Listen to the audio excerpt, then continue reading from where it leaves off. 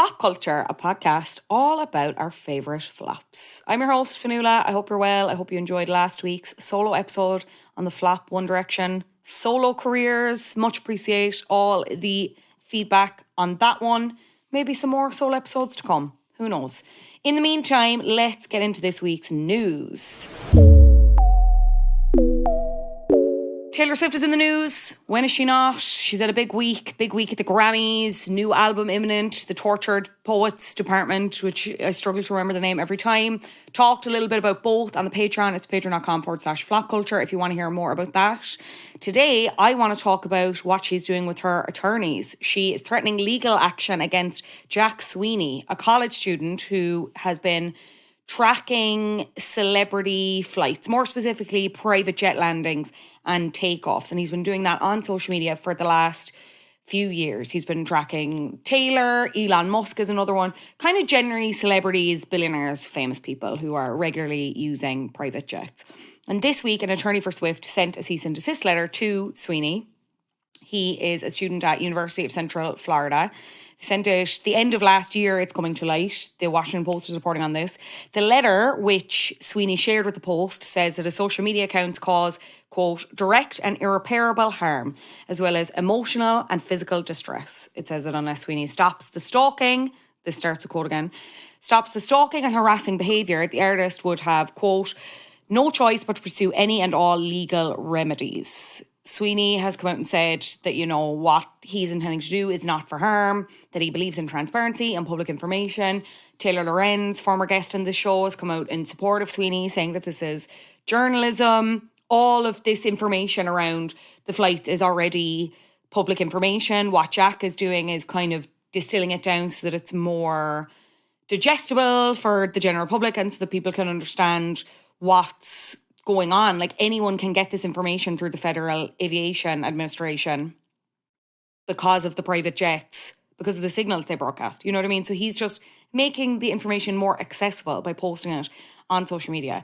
And it's not so much, the reason why this has become a bit of a story and why it became a story in the first place wasn't so much that it was people were, I'm sure there were some people interested in tracking the movements of specific celebrities or whatever. That's not my business. I simply do not care about that. But what people were kind of most interested is, another thing that Sweeney was doing was he posts estimates of the associated fuel use and greenhouse gas emissions of the flights. And the reason why this is relevant to Taylor is that there was a report in 2022 on celebrities with the biggest carbon footprints from flying, predominantly privately, and Taylor Swift came top of that list. Her reps responded to it at the time. They said, quote, Taylor's jet is loaned out regularly to other individuals. To attribute most or all of these trips to her is blatantly incorrect.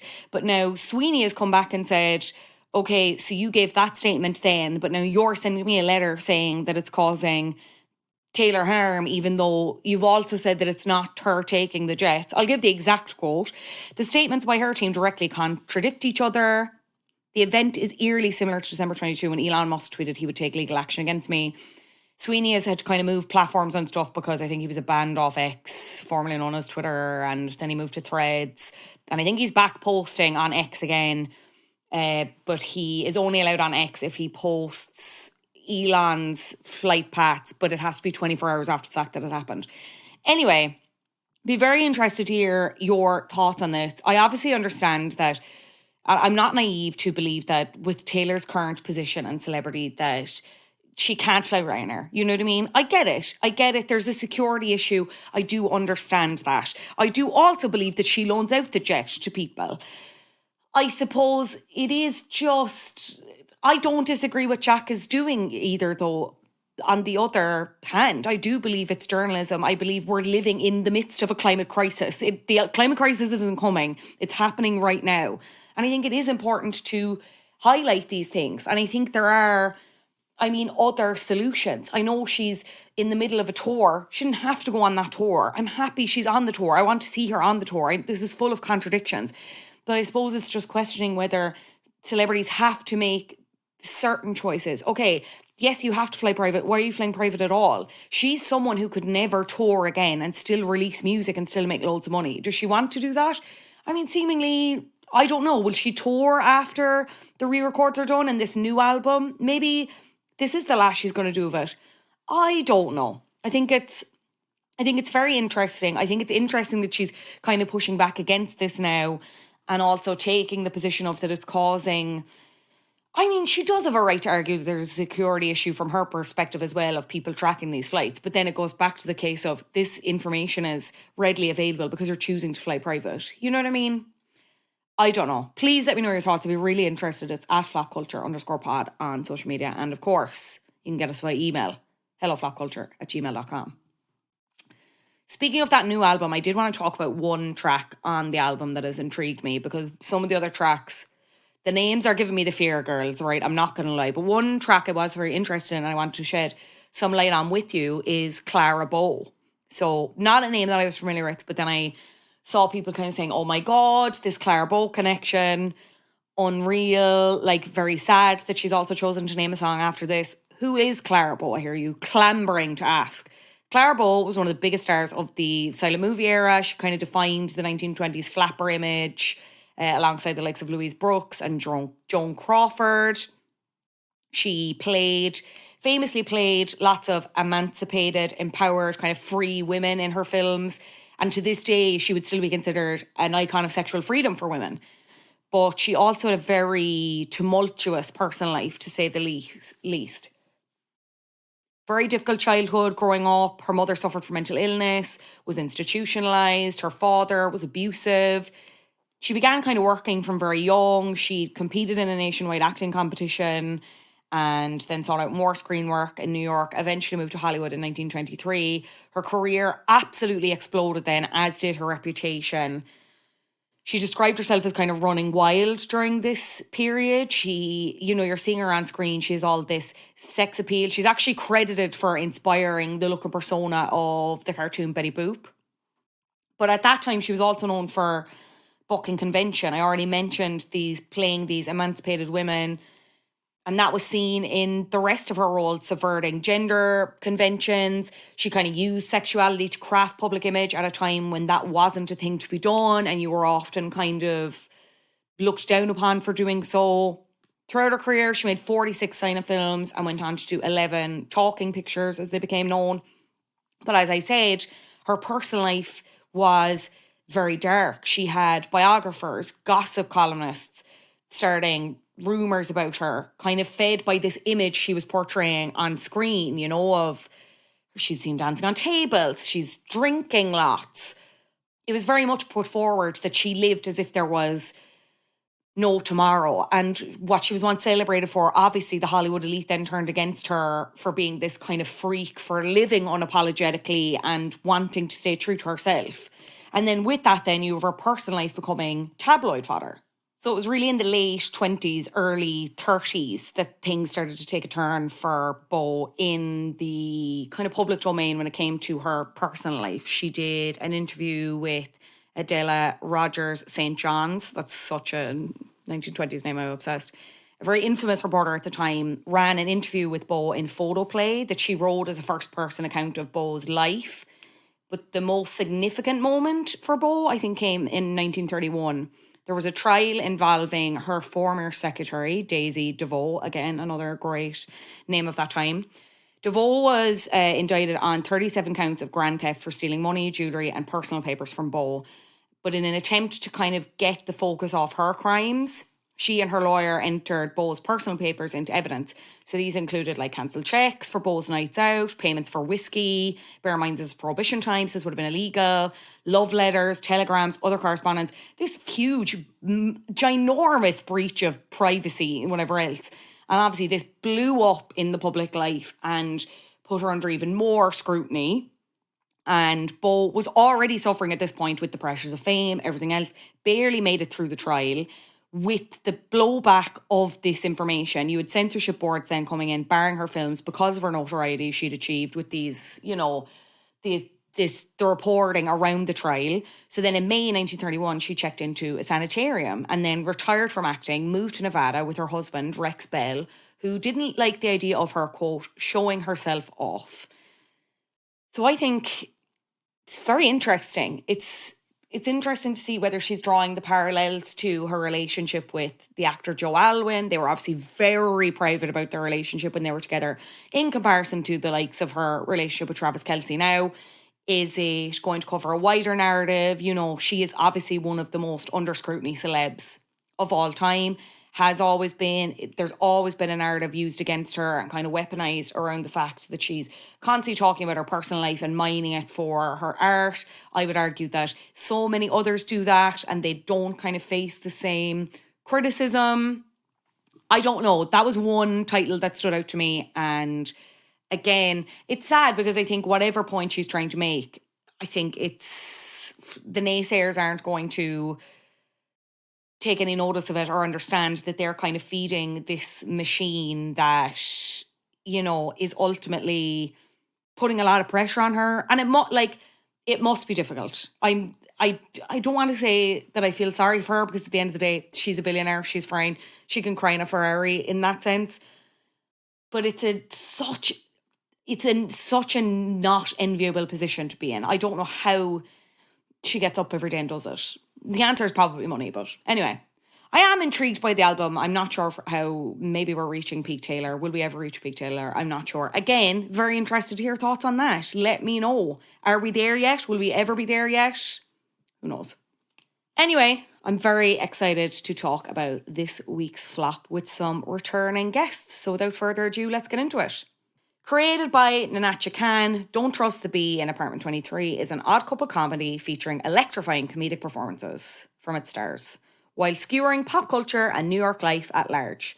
These elements should have made a recipe for success. However, a bizarre broadcasting decision meant the show's fate was sealed before it could even really get off the ground. Joining me to discuss Don't Trust the Bee in Apartment 23 is Ashley Hamilton and Claire Parker, stand-up comedians and the hosts of Celebrity Memoir Book Club. Enjoy. Claire Parker and Ashley Hamilton, you are very welcome back to Flop Culture. How are you doing? Oh my God, we are in our flop era and excited to be here. No, I'm kidding. We're doing good. I think we're doing great. I was just trying to segue. Good. I don't think we would be I here. feel like spiritually, I'm a flop era person. I'm somebody who I have no interest in feeling like I'm soaring. I like feeling like I'm at a bowling alley with my friends down to the last dime, just saying whatever, we have nothing left to lose. To me, that is soaring. That's like exactly where I love to be. That's when I'm soaring. To me, I feel like I'm flopping when I am visibly soaring because that means there's a shoe to drop, you know? That's exactly what I say. One man's flop is another man's soar. So you're both in the right place at the right time. And we're going to talk about flops. I'm so excited. What did you choose for this week's episode? Don't Trust the Bee in Apartment 23. This is a show that we discuss often. It is a show that we love. It is a show that I personally believe, and correct me if I'm wrong, but anyone who did see it loved it. It's just only like 11 or 12 of us who saw it. The joy that was radiating from Claire's face as she said, "Don't trust the bee in Apartment 23" was like, I could feel it through the screen. Like it was nothing I've ever seen before. I feel like there's 3 shows and you guys can add, but I think the one we came on last time to talk about, Good Christian Bitches, GCB, similar in that everyone who watched it loved it. I don't get why it got canceled. I think that one I can tell you. I can tell you exactly why both of them got canceled. It's because those puritanical hoes who like cannot let a brand sell Tide Pods on a station that mentions sex.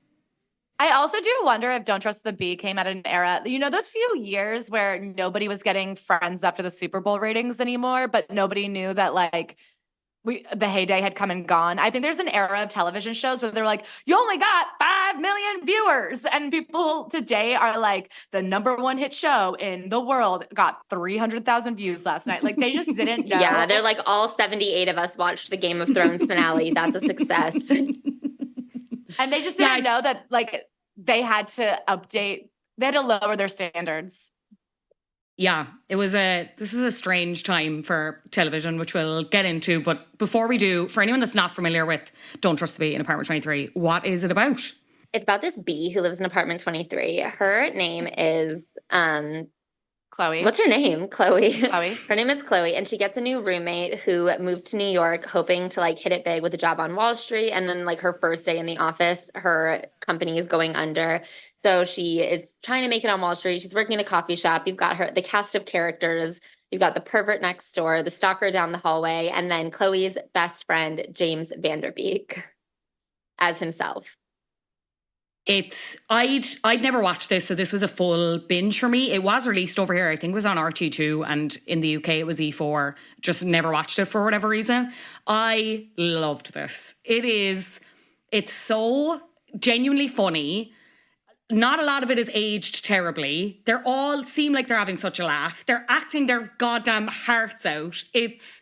I love it. It's so good. It's so charming. Did you watch at the time or did you come to this later? Okay. I watched it when it was on. I watched it when it was on, but on streaming in Hulu. I think it came out when I was like in college. So I was watching it reruns, but like during the week after. You know what I mean? Mm. Yeah. Oh, yeah. It used to come out on Hulu like 1 week later. So there used to be way more of a lag to watch it online. I think I would watch it on abc.com. Oh my God, the glory days, the glory years. Yeah, it's very similar to Happy Endings, which we've also covered on Flop Culture before, in the sense that, like, again, well, obviously it's a sitcom, whatever, but you're talking kind of like an ensemble cast. It's clear that they're having a great time doing the show, and that comes across to the viewers. It's just brilliant. I love it. The escapades. What about it works for you so well? For me, we're pop culture experts. We chat about it all the time. I think they were so ahead of their time with the James Vanderbeek playing himself role. I think right now we're seeing it. Who is that crazy man who bought 28 castles and now can't afford them? Nicolas Cage? Yes. No. I feel like the way that Nicolas Cage is reviving his whole career with those self-aware, like, make fun of yourself movies. The fact that James Vanderbeek was doing this 10 years ago, he does it so spot on. I mean, in the last one I was watching, he's like on Dancing with the Stars. I didn't know they were allowed to like acknowledge that Dancing with the Stars was a corny second chance turnaround TV show. Like, he's so funny. I think Kristen Ritter plays genuinely a bitch. Very rarely do they let the girls do something effed up. And almost every episode, the twist was not something I saw coming. The episode where she sets June up with the perfect boyfriend, and the perfect boyfriend is her dad, who's still married to her mom. I'm like, this is insane. I did not see this coming. The way she's just constantly scamming is so genius. I think that the way it works for me is that, like, the entire show is a unexpected twist. The fact that we have this New York City ensemble cast of characters who is like the most insane group of people. You have the roommate who's like the hardened New York scam artist. You've got the roommate who's the hopeful New York, like, if you can make it here, you can make it anywhere. You've got like agoraphobe down the hall who's like obsessed with Chloe. You've got the pervert next door, a celebrity, and a coworker from the coffee shop. Like, how is that the ensemble? It's what so girls genius. Got credit for. This is real New York City. This is like, everybody knows that weird hot girl, and you're like, how do you afford your life? And the answer is bullshit and lies. Well, I was going to ask that as New York girlies, like, is it reflective of the New York experience? Have you met a Chloe and a June, or is one of you a Chloe or a June? Oh my God, I'm friends with a June right now who's going through it. Like, I don't know Chloe. She came here to make it on Wall Street. Yeah, and like, I don't know Chloe specifically, but I feel like I know Chloe types. It feels very reminiscent of a pre-influencer, pre-pandemic New York City when there was a better mix of people. I think right now we're in kind of a crisis of everybody being too in their own lane. I think like back in the day, you would just like get on Craigslist, find a roommate, and hope for the best. Now I feel like there's this idea that everybody spends $5,000 to live in the West Village alone. And I'm like, no, back in the day, you had a roommate till you were 32 or married. It was like, I mean, I guess in some ways, okay, not to like toot my own horn, but I do think in some ways I was the Chloe to Julia's June. Like, I think that like I was like always just like stomping in and out of the house at like 4 a.m. being like, I have comedy sets. And like she was just like meal prepping. And like I mean, Ashley had a roommate in an apartment where there was no door to this girl's room. It was just downstairs generally, but there was no door. I guess it was she was the most Chloe of them all because she would just have like 4 loud, a.m. coked out sex every day. And everyone who stayed on Ashley's couch would be like, I heard your roommate having sex all night. And you're like, oh yeah, that's just part of the apartment. And that's like New York City, baby. You are so like, you live next door to somebody who's having insanely loud sex and you're grateful to be here. Yeah, I was like, how great is it that we can walk to this Cuban cafe from our apartment? Living the dream. Kristen Ritter is the star of this. It kind of makes me annoyed that she isn't bigger. She's kind of, I forgot how many, she's been a rom-com kind of mainstay for years. I forgot she was in 27 Dresses. I need to rewatch that because I do remember enjoying it. What Happens in Vegas, a 2008 classic. Confessions of a Shopaholic. Oh, I was going to say, I watched 27 Dresses like kind of a lot.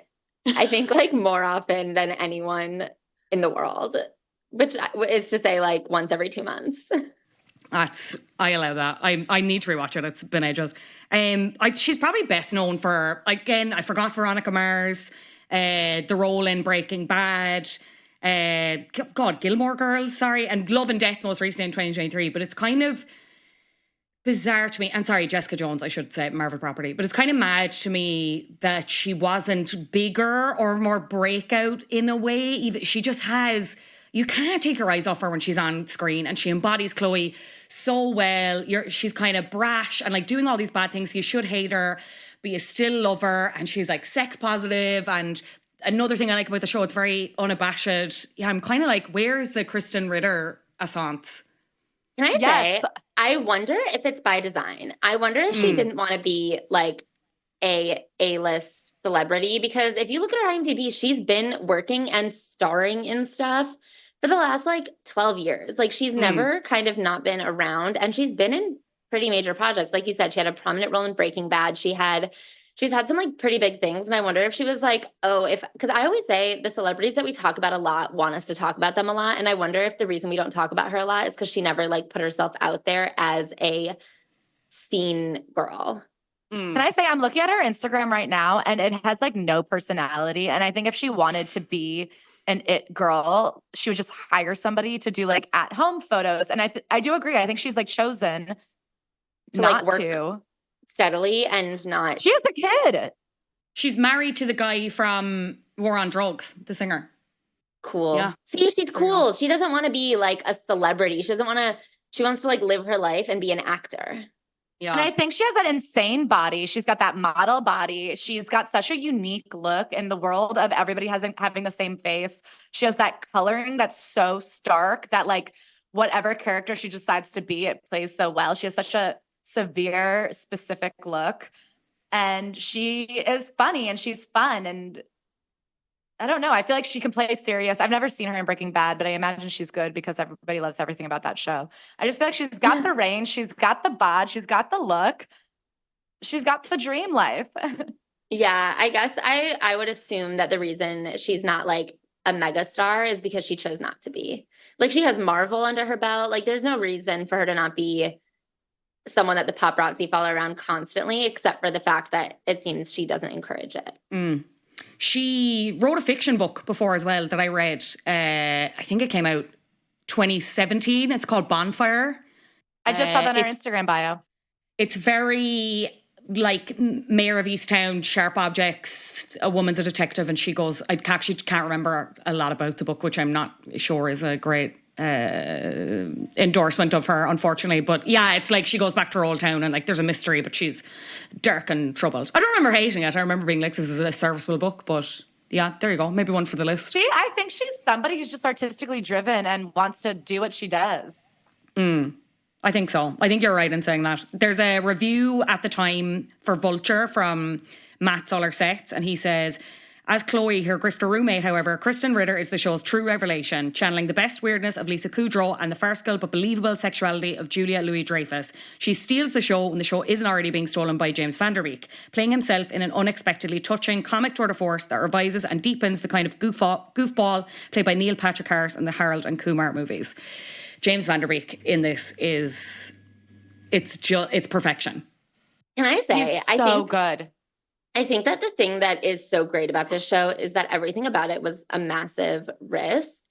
Like, if you think about the pieces, if they had not fallen in place well, it would have been disastrous. The fact that James Van Der Beek plays a character who uses, like, he is James Van Der Beek using his history as Dawson to get laid.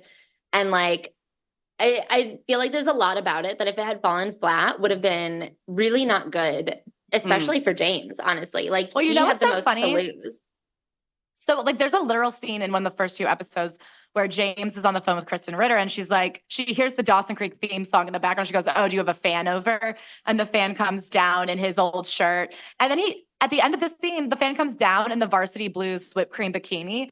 And it's so funny and over the top. And like, he is such the butt of the joke there. And then just right now, by coincidence, to be able to compare it to Tom Sandoval evoking that scene on the Nick Vile podcast, and the way he's like, "I couldn't help it. She showed up. It was like the whipped cream bikini fantasy." And just to juxtapose the way that both of those people refer to that scene and how successful Don't Trust the Bee is versus Tom Sandoval, it really shows you that it's not to be taken lightly, like making that joke. Yeah. And I think that one of the things that's so effective about it in Don't Trust the Bee is that James, like you said, James is the butt of the joke because it is so pathetic the way he like needs the validation. Like, he is not using his Dawsonness to like be mean to girls. He needs the girls who like loved Dawson to validate himself. Like, he's so insecure and sucks that like it's so interesting the way they wrote that. It really is like that should have been an Oscar. I know they don't give Oscars to TV shows, but I'm like, the nuance, genius. I was trying to think if they rebooted the show, like who would be the modern day equivalent of James Van Der Beek in that actor role? You know what I mean? To like play themselves, having come from a teen heartthrob series. Would you have any ideas? As I'm thinking now, I'm like, Chase Crawford in Gossip Girl? No, not really. I think Joey from Friends. I know he already made fun of himself in that one whole show, I think. What is it called? Sitcom actor or something? Extras. Literally. Oh, extras. I thought you were literally meant Joey. I was like, oh, okay. It's called Joey. I guess the problem is, can I say, I think Lisa Kudrow did it brilliantly in The Comeback. Yeah, but I do think that, like, again, like Joey, Lisa Kudrow, James Van Der Beek, like, I think it could, again, be like James Van Der Beek because I think that our generation of teen stars have, like, revealed themselves too much on social media for Chad Michael Murray.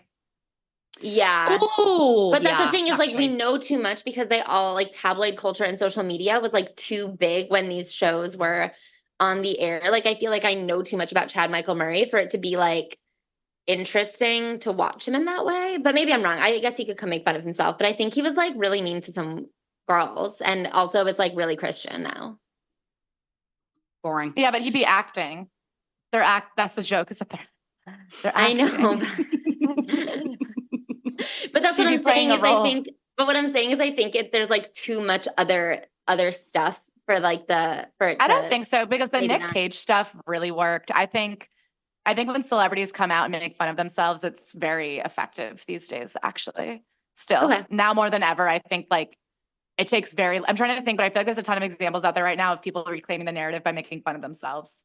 Yeah. Yeah, but I think even they're a bit further. They're not kind of, how do I say this? Like Nick Cage obviously already had an established career. You know what I mean? Even if you think of the ones that are coming up now, like the Riverdale people, or again, it's probably a shit example, but again, I think it's a thing of we know too much about them and there's probably an oversaturation thing where there's too many of them to be like, there's not one identifiable... Noah Centineo? I don't know. I feel like I'm saying names out loud and they're just actually getting worse. I guess Noah Centineo thought he had like a place to breathe and take some time and date Alexis Wren. And oh boy, was he wrong. Can I say, okay, I do think that it would be really hard to redo that same kind of thing now because like we said, Don't Trust the Bee and like these other shows came up in a time when the audience fractured and was like a lot smaller for the major things. Like even Riverdale, like not everybody watched Riverdale. And so I feel like, I don't know, the way Dawson was so like Dawson, I don't know that there is another, like, I don't know that happened again in the next generation. One Direction. I guess it could be like a One Direction character. I think I you're think right. One It could have been like Niall being like the other member of One Direction as a character, as like the guy who is the another guy who used to be in One Direction. That's the only one. And Niall would be so good at that. He'd be funny. And before their comeback, a Jonas brother. It could have been Nick Jonas. Or, I mean, not Nick Jonas. It could have been Joe Jonas. Yes. How much do you think the fact that it's like, because essentially it's like The Odd Couple, right? With Chloe and June, the fact, you know, she's come from the Midwest and she's wants to make the Big Apple her own, and Chloe's insane and robbing people and morally corrupt and all that jazz. Like it's very Odd Couple vibes. But how much do you think the fact that it was female centered had to do with kind of people not buying into it or getting on board with the story? Because I was trying to think where this came in relation to Two Broke Girls, because I was like, oh, if this came out before Two Broke Girls, maybe people just weren't like ready for an oddball comedy with two gals. But it actually came after. So then I was just like, okay, well then were people just like, no, we already have Two Broke Girls, so we don't need another one because it's too many women. I was thinking about as a good comp that did take off would be New Girl. Yes, yeah. I feel like, and the way that like New Girl got better and better, I think if they had been allowed to have like 3 or 4 seasons, it would have hit like a frenzy. Like I think it would have really found its groove. I don't know why people weren't ready for it. I wonder if it was combo too campy. Like it does feel like it lacks a specific genre and that it's not all the way 30 Rock parody, but it's not as like, I feel like New Girl has a much more serious single cam feel to it, but it's also not like the 3 camera of King of Queens. Do you know what I mean? It really does feel like kind of a genre mismatch. It's kind of rooted in some reality, but like not a lot of reality in some ways. I think that people make fun of the whole will they or won't they trope, but I think that it really keeps people in for the next episode. I don't know that the driving through lines throughout it were strong enough. Like, I don't think like hoping June makes it on Wall Street was enough to keep you there. Like there was no will they or won't they couple. There was no like long-term storyline to root for and stay tuned for. That's true. There wasn't like what was the goal ultimately, and I see that. I also do her and Eric Andre end up having a romance, because I remember feeling like I wanted to root for them, but I watched the first season and that never really gets explicitly called out. The idea that he has this anorexic girlfriend that he's afraid of is so funny though. So this is the thing, right? When it initially came out, so it went through all these kind of development changes. It was called You Can't Trust the Bitch in Apartment 23 first. And then, you know, the way TV works, it's like tumbling down the road until it's eventually, I think it was greenlit and picked up as a mid-season replacement then for the 2011-2012 season. And at that point, it was called Apartment 23. I think some publication watched the pilot and they were like, oh, this is very exciting. So they ended up changing it to Don't Trust the Bee in Apartment 23. But the way it went out, the order is wrong. And the order that it's in on Disney Plus is actually over here anyway. I'm not sure about the States, but it's still in the wrong order. So it was renewed for a second season in 2012 in the start of May. And then towards the end of May, the first season ended. But there were only 7 episodes aired and there were like 13 more to go. So they were essentially like mashed together. So the continuity was fucked. So like I'm going to be honest, you don't really notice it until like season 2, episode 14. And they have this, like you mentioned, the Dance with the Stars storyline. That's in season 1. It's kind of dropped and then picked back up again in the middle of season 2. And you're like, what the fuck? And it's the same with Eric Andre's character, Mark, and June. There's this whole will they, won't they? But it goes from like one episode to they're sleeping together, but they can't make it work because they're too close friends. And then the next episode, like Mark's back with his girlfriend. It's fucking... And that's why people stop watching, because the ratings just go like this for season 2, because people are probably watching being like, why the fuck are we back at Dancing with the Stars? I thought we finished this. It's crazy. And I can't believe it's still in the wrong order on Disney Plus. It's crazy. I'm losing my mind over like networks acting like they don't have money to pay people and then making some of the most idiotic business decisions of all time. The way that these people are like the best way to make, you know what makes good money? Having TV shows and movies that people want to watch. You know how you get someone to want to watch something? You make it reasonably followable and good. I'm not even saying it has to be great. Just make it at least consistent in a storyline perspective. The idea that they thought the best way to make a show a hit would be to mix it up so there's no continuity is like the most fucked thing I've ever heard.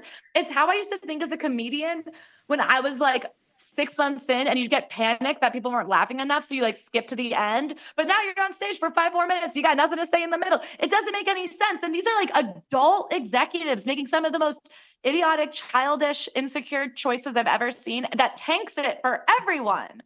I'm so mad at the industry.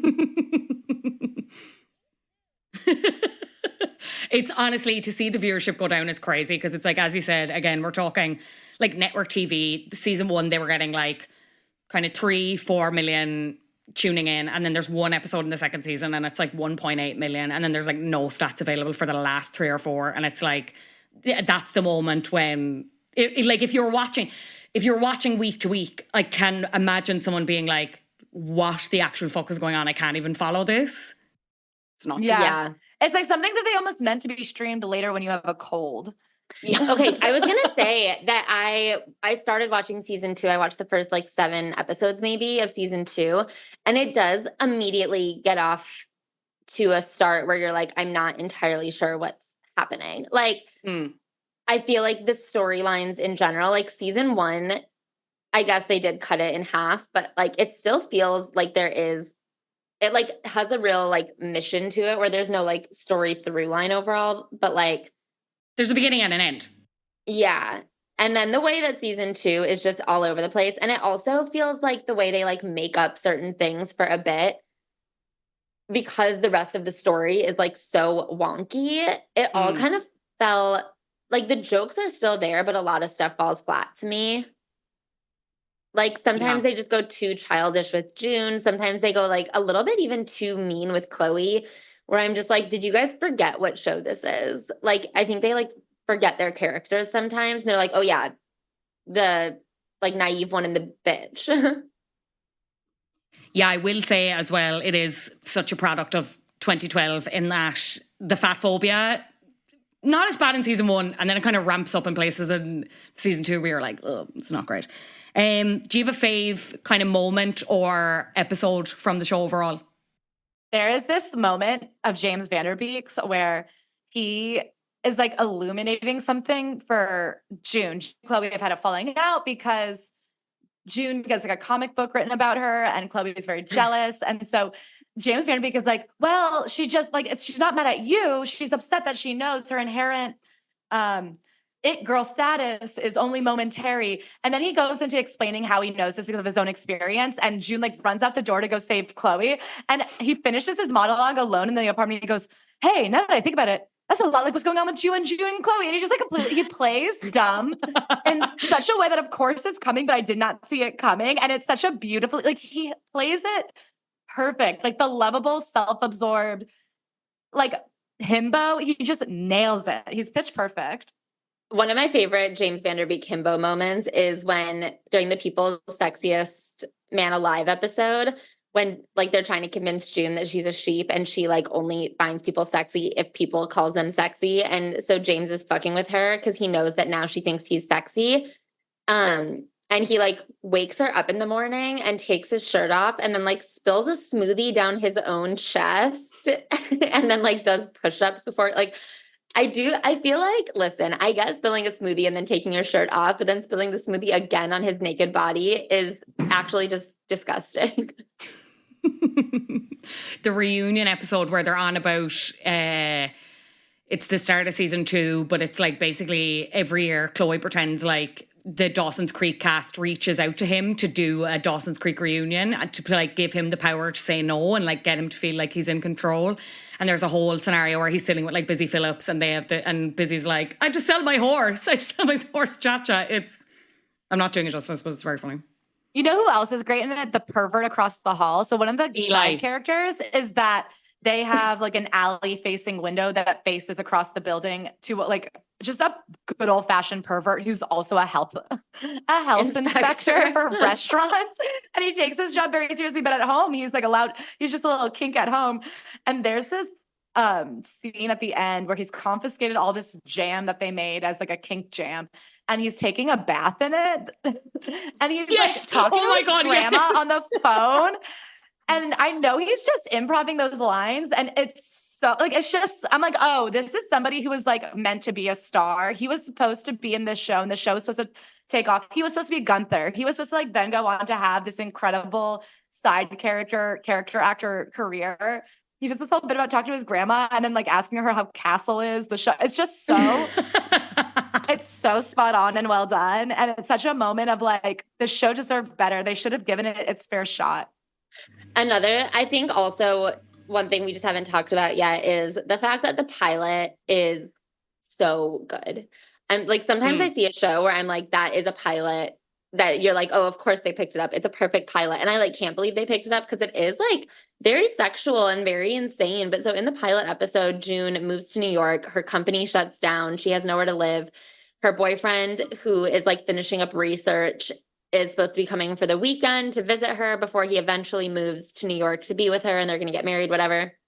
And Chloe like finds out that her boyfriend is cheating on her. So in order to like, and June doesn't believe her because at this point, Chloe has just been the worst roommate for the first day they've lived together. And so she like has sex with June's boyfriend on her birthday cake. And I do feel like the way they keep saying, like, I had sex with your boyfriend on your birthday cake. You had sex with my boyfriend on my birthday. Like, that's such a funny thing to do. I can't believe that, like, having sex on, who made up having sex on a birthday cake?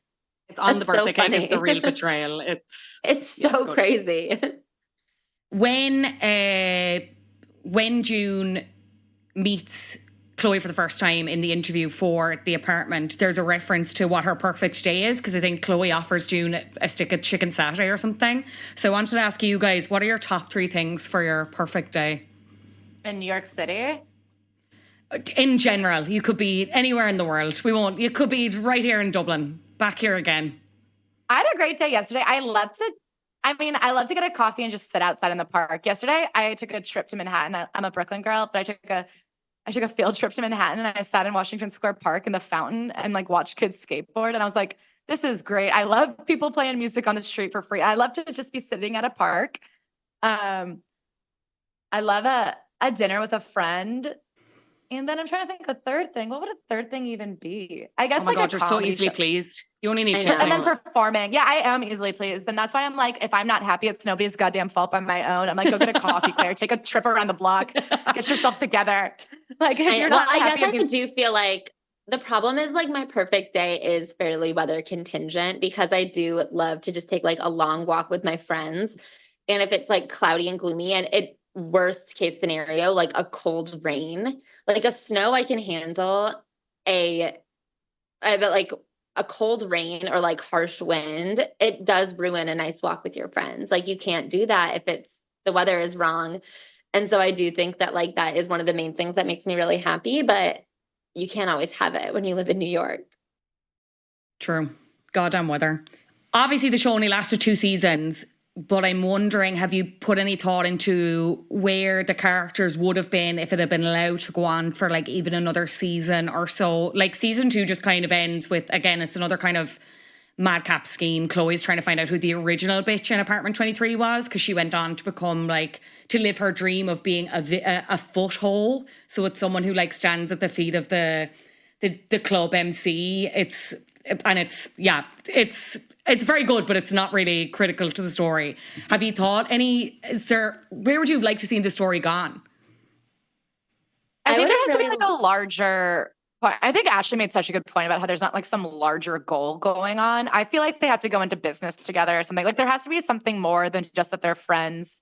Or I feel like I would love to have had a boyfriend move in, watch that dynamic change.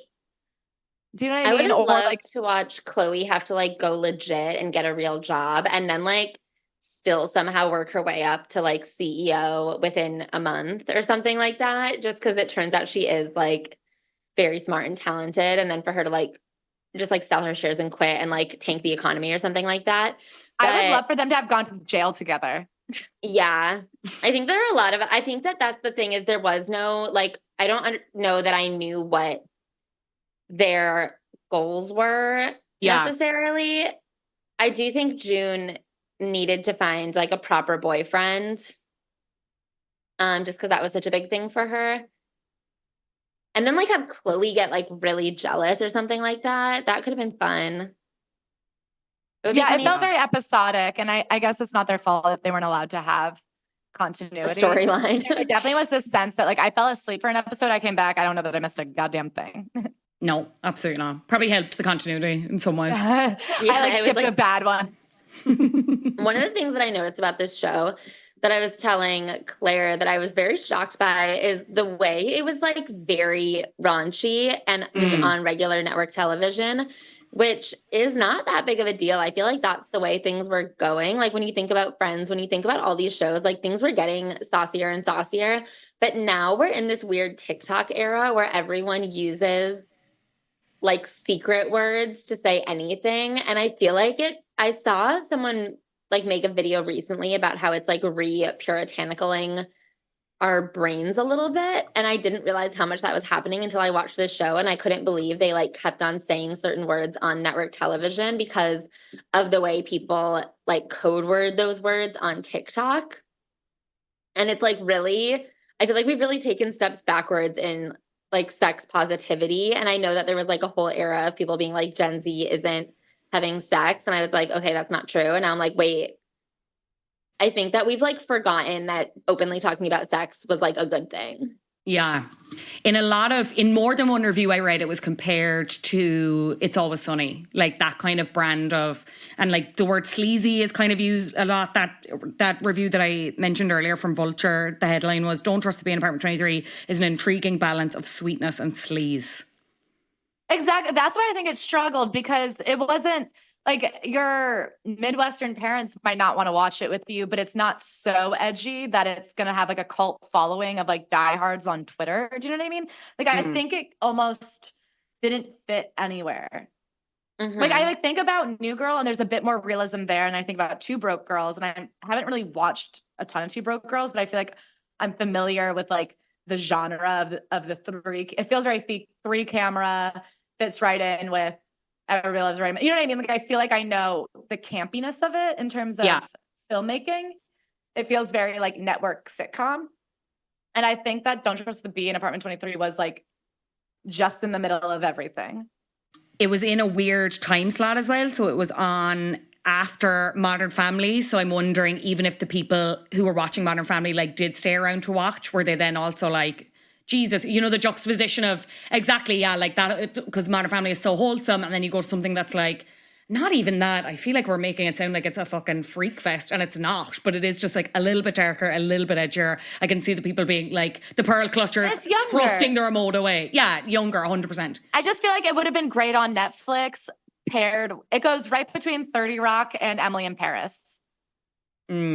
Yeah. I feel it's not as universal as 30 Rock, because I feel like 30 Rock has somebody that hits like most genres of demo. But I think Emily in Paris is so specifically for like brain dead 28-year-olds. This is for the middle. It's for 28-year-olds who get satire. I love it. I love it.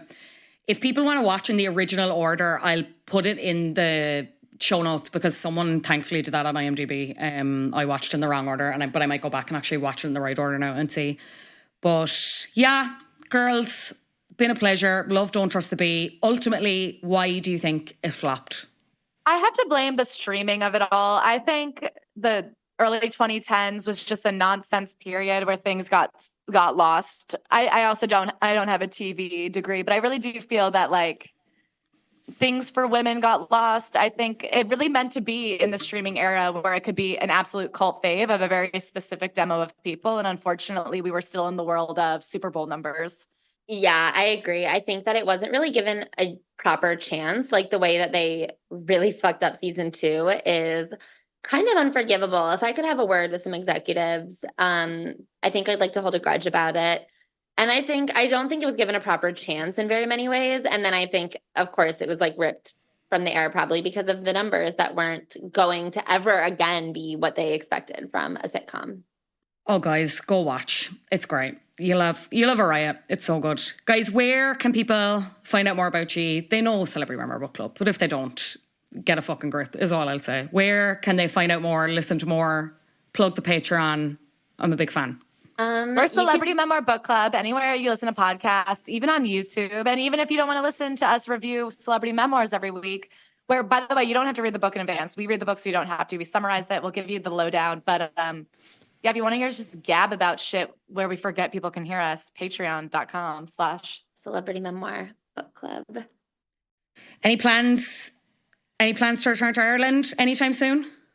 Not soon, but definitely in the next year, where you've already like pushed our agent on it. They're like, it's not really suggested that you go back within a year, but we love Ireland. We love Ireland so much. But we're like, please, we just want to go hang out. I need you to come back so that I can actually bring you to Leo Burdocks, because the last time you were here, just dear listeners, you were like, we want Chipper. And I was like, brilliant, I'll bring you to Leo Burdocks. And every time I fucking brought you, it was closed. You know what that was? It was our fault because we pushed for that Ireland date with such a small turnaround that they're like, the only thing available is Easter. Is that going to be a problem? And we're like, no, who cares about Easter? And then we flew into a Catholic country and we really didn't take any consideration into how you guys might actually celebrate Easter. Who cares? Who cares about us? Who cares about us celebrating Easter? It doesn't matter. Anyway, I look forward to seeing you back here. It's going to be great. Celebrity Memoir Book Club. Ashley Hamilton, Claire Parker, thank you so much for joining me once again on Flop Culture. Thank you for having us. You can watch all episodes of Don't Trust the Bee in Apartment 23 on Disney+. The order is still wrong there, so I will leave the correct order in the show notes if you do fancy a binge for yourself. And you can check out Celebrity Memoir Book Club wherever you get podcasts, and I will leave the link to their Patreon in the links. And also, just to say, some people might have missed, Claire actually did a Patreon episode a while ago on Crossroads, the Britney Spears film. So if you want to listen to that, you can. It's patreon.com/flop culture. We were talking about a Kristen Ritter-essence. Potentially might be coming. I mentioned the creator, Nashi Khan, in the intro there. There's an untitled Kristen Ritter project on Khan's Wikipedia page at the minute. There's no date for that. We've no other details. Very excited for it. And I know she's working on something with Stephanie Hsu. I think it's called Lade. Very excited for that. Khan has had a lot of success even beyond this. So prior to this, she was a writer on Family Guy for many, many years, but has gone on to work on things like Fresh Off the Boat, and most recently directed 2 streaming films that I haven't seen, but I'm pretty sure got decent reviews. Always Be My Maybe with Ali Wong and Randall Park. And what is the other one? It was a Halloween one with Kiernan Shipka. Totally Killer, which came out last year. And I think, again, got like decent reviews. If you've watched that, let me know, because I'm intrigued I want to watch more of Khan's work. So if you liked it, let me know. One other thing I also forgot to mention is Art Imitating Life. James Van Der Beek actually did go on to compete himself legitimately on Dancing with the Stars. I think it was 2019, and he made it very far. He made it to the semi-final. So there you go.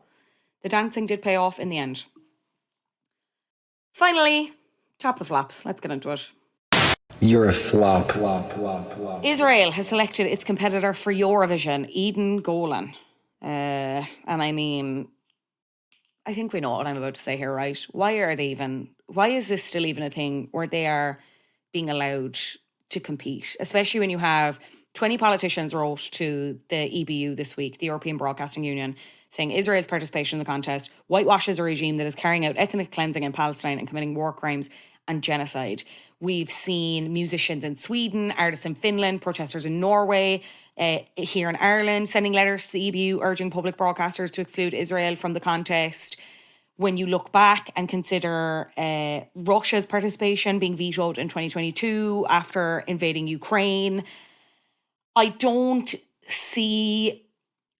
don't see why we're still at a place where we're still having these conversations. The competition is taking place in May. These arguments that, Eurovision isn't political, we don't want to keep it political. It's inherently political. And I think it's cowardly to not acknowledge just the level of what's going on. Like, this is a competition that Palestine isn't even taking part in. It's really baffling to me. It's so baffling to me. The comments, even on the announcement page, your one Eden Golan has it to go on private now. the writing's on the wall with this. The writing is on the wall. And again, I know there's arguments that it's just a silly little singing competition. Is it though? Is it? I mean, yeah, of course it is in some ways. But I think allowing them in this arena, is it like it really is just like, so we're going to ignore the indiscriminate bombing that's been going on for weeks. We're going into months at this point. I just don't get it. Especially when you consider, again, I mentioned all the other kind of contradictions that have gone over the year. You had Iceland being fined in 2019 for displaying a Palestinian flag. You know, I don't know. And props to Iceland, I will say, because they're reconsidering participating if Israel is allowed to compete this year. I don't know. I'd love to see them be pulled out and it not go ahead. I don't think it's going to go that way. The EBU seems to be really digging its heels in as to be like, they're not being pulled, whatever. But it's hard to get excited about the competition at all. It's hard to be enthusiastic knowing, I don't know, the whole thing is just gross. It's so gross.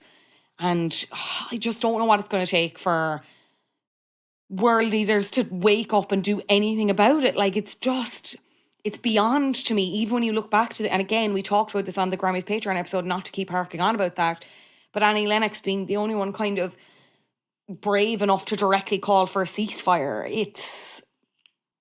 I don't know, the world is in a sad, sorry state that we're continuing to allow this happen after hundreds and hundreds of days and thousands, tens of thousands of people dead. I can't. It's disgusting is the only word.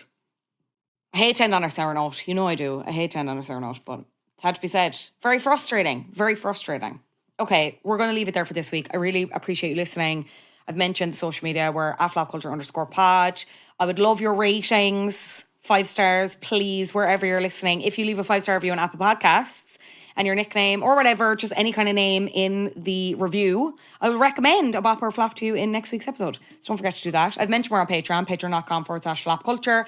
You get at least 2 bonus episodes a month, and you can also get these episodes ad-free and earlier than regular listeners. That's fun, isn't it? Let's say hi to some new patrons. We've got a few new ones this month. Let's have a looky look. Hello to Alana. Hello to Alana H. Hope you're well. Hello even to Isabel K. Thanks for being a patron. And hello to Grace O. Thank you, Grace, for being a patron. Much appreciated. This has been Flop Culture, edited as always by the lovely Adam Shanahan. We will see you all next week, and I'm so excited about it. Bye-bye.